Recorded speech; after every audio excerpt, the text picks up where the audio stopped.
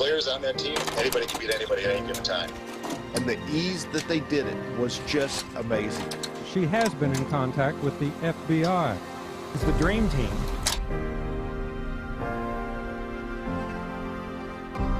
It was like a dream. Dreams can be so fantastically unrealistic. Dreams are short, yet spectacular. Many can forget dreams moments after they happen. All of this is true for the SMS Racquetball Bears of the early 90s. Oh, not a lot's changed here. It's been 30 years since Michael Engelmeyer first walked onto this court inside Hammond Student Center. Let's see if I can hit the cup.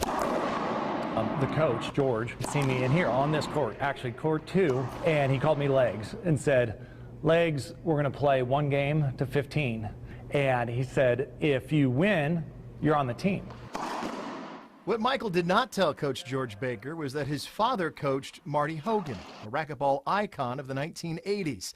Engelmeyer won his spot on the 89-90 Bears team, the first of many moves in a matter of months for Coach Baker. I remember asking George Baker once, I said, hey, how did you get these guys? Big old George says, I have my ways.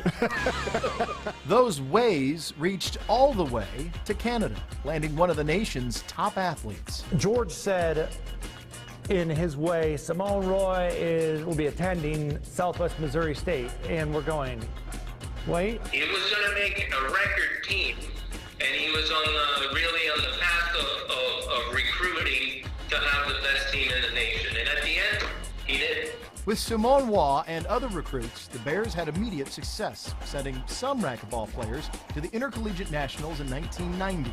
While there, George continued his recruiting. I ended up playing against Simone Roy. In the national quarterfinals, Derek Robinson lost to Roy in a tiebreaker. The JUCO athlete made quite the impression with Coach Baker, leading to his SMS offer.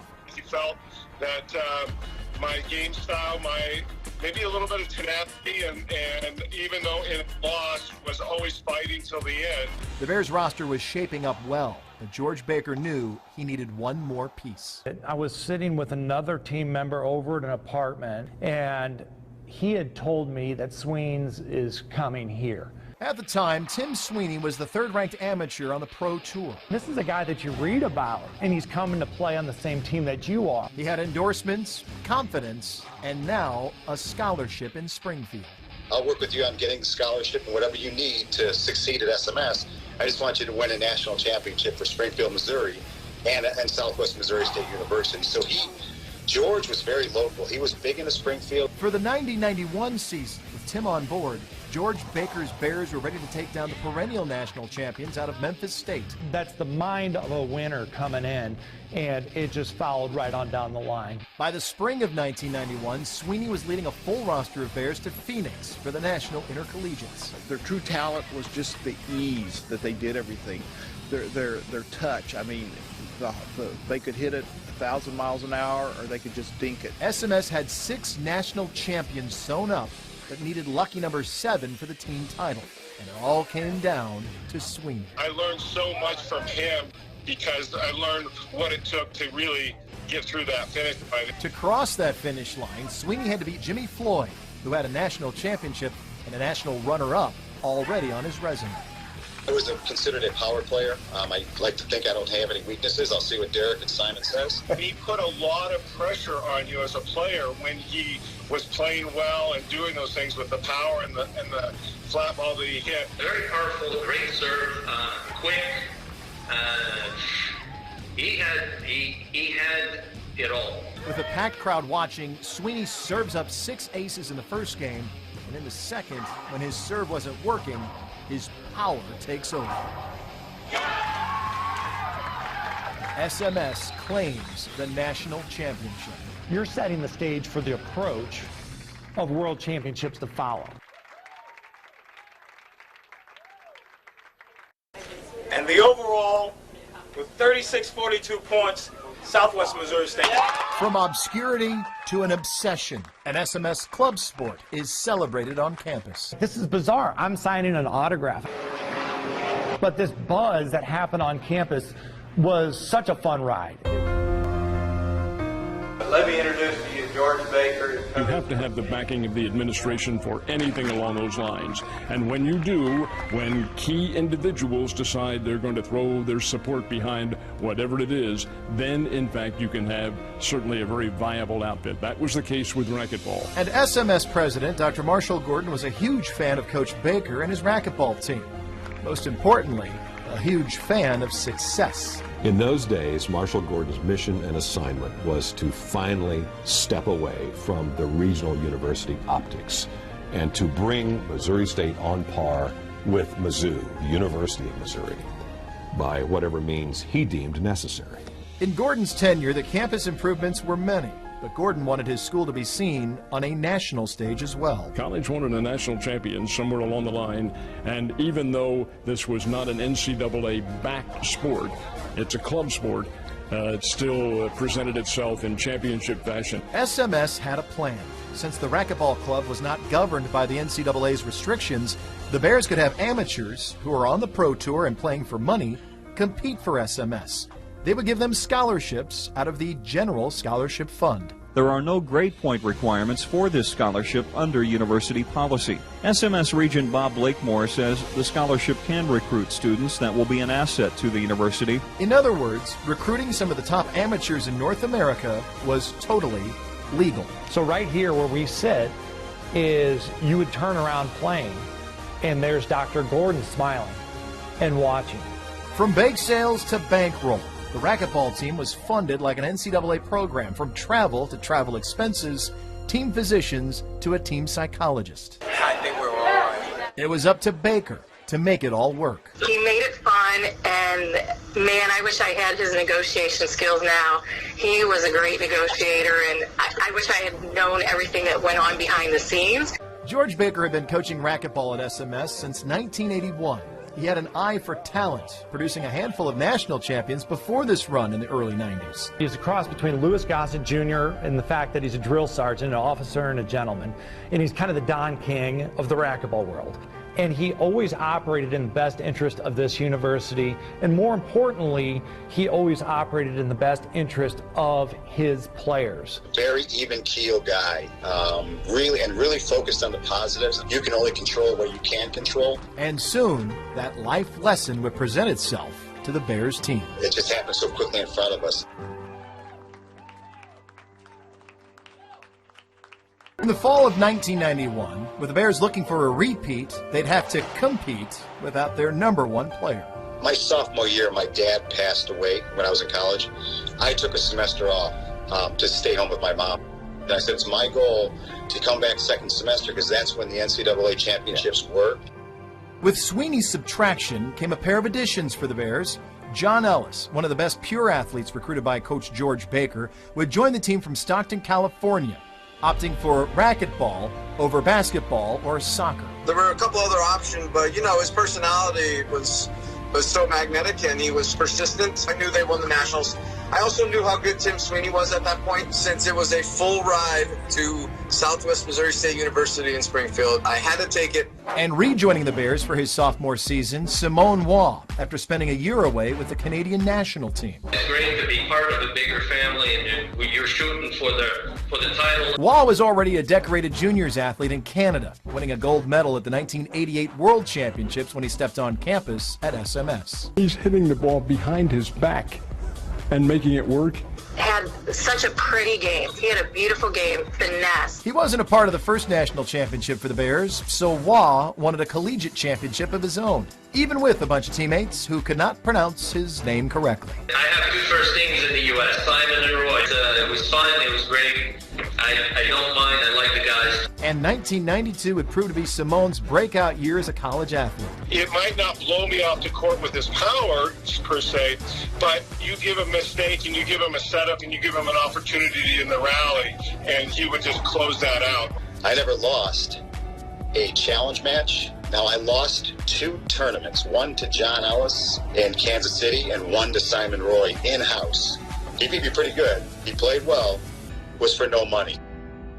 Friendly wagers aside, Simone would end his sophomore year with a singles and doubles national championship. John Ellis would also claim a singles and doubles. And true to his word, Sweeney returned to claim back-to-back #1 national titles en route to the Bears' second straight team national championship. The guys were always helping the women, too, so that's what was great about being on a co-ed team. Not only did Coach Baker build a great men's team, but a dominant women's program as well.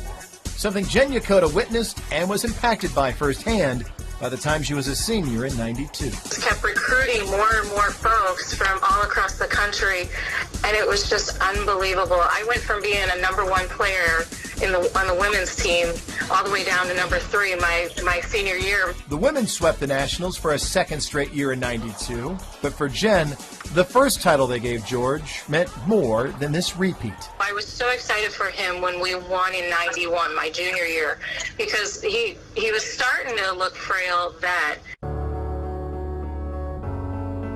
Sometimes life is not fair.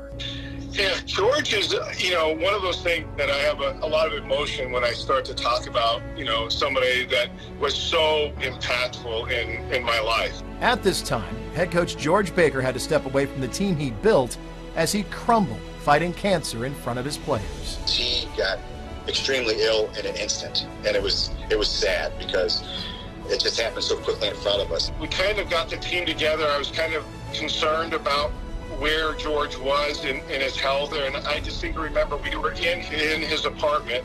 This was not a big space. We're all standing around and sitting around, like, a lot of appreciation and thank you. It's one of the more touching things that I take away from George. Great man to be around, great heart. Sad was not having the same person who recruited all of us, not having that man that had such a big stature. Baker was confined mainly to his apartment. The caring leader now could only watch his dream team from afar. We knew that we kind of had to pick ourselves up, and that's where your strong leadership at the top comes in. Hundreds of thousands of dollars worth of scholarships were undocumented. Dozens of those scholarships went to members of the racquetball team. The racquetball club's expenses were also undocumented. Dennis, I think that's a bunch of baloney, and Dr. Gordon has not seen this report. In July of 1992, 3 months after the SMS racquetball team won its second straight national title, they get some unwanted attention. The team is mentioned twice in a state audit of SMS and its president, Dr. Marshall Gordon. All university presidents, past, present, future, have one job: leave the campus architecturally, financially, and institutionally better than they found it. Marshall Gordon is no exception. On page 4, Auditor Margaret Kelly unveiled highlights of the audit the Board of Regents asked for after the Juanita K. Hammonds Hall ended up being more than $6 million over budget. And that project was just the beginning. Several department budgets were overspent. In construction projects, state purchasing procedures were regularly circumvented, as were state bidding procedures. Many projects were never advertised for bids. 2 items glossed over at the time related to scholarships given to the racquetball players and the money set aside to supplement the team's expenses.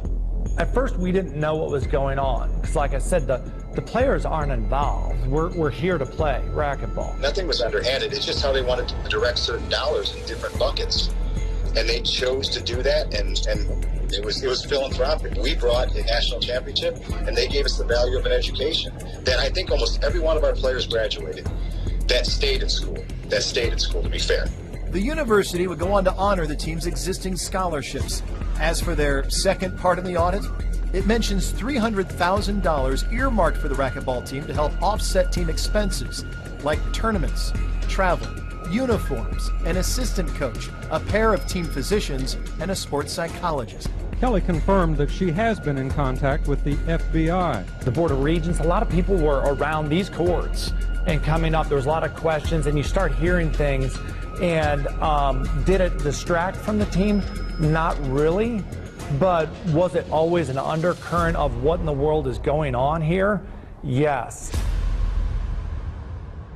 That year, I remember, I think we were all so much stronger. For the 1992-93 season, if it's all about the size of the dog in the fight, everyone was turning to 6'4", 210-pounder Big D Derek Robinson. We always referred to him as the Giant Slayer. You stepping in the court with him, you're going to have a hard time.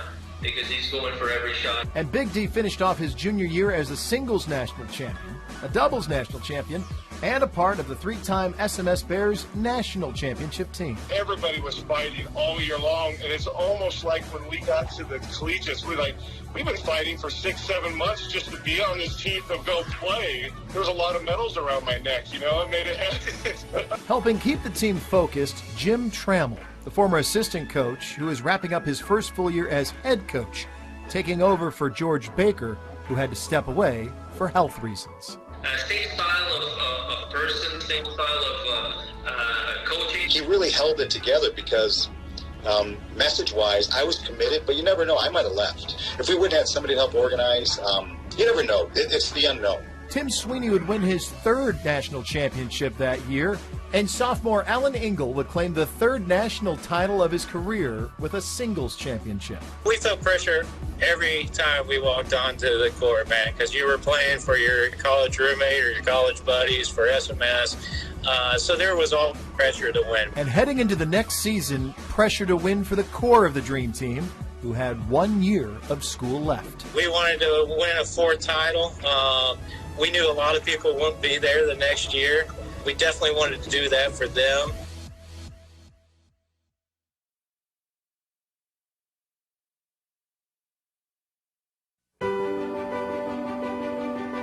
There'll never be another team like that. Talk about the level of what they recruited to get a dynasty racquetball team. We all contributed in one way or another. The best assembled team in the nation. Our story doesn't have the heroes riding off into a sunset.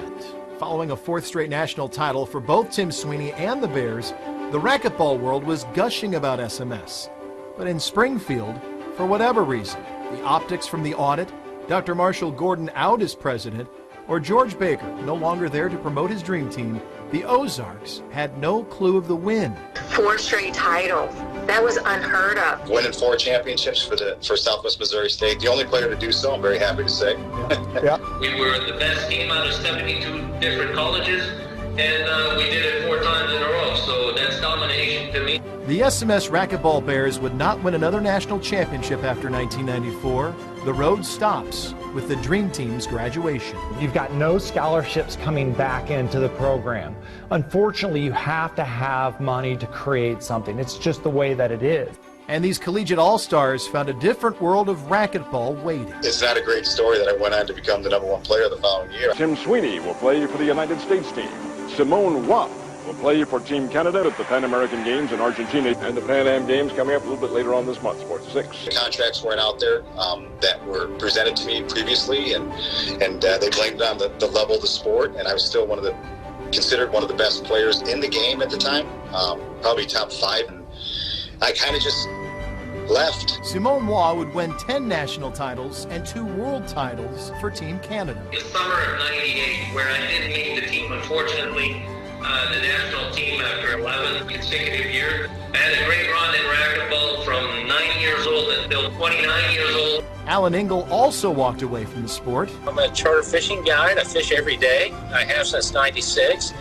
That's all I've ever done. I fish for a living. What is the Big D Roadshow?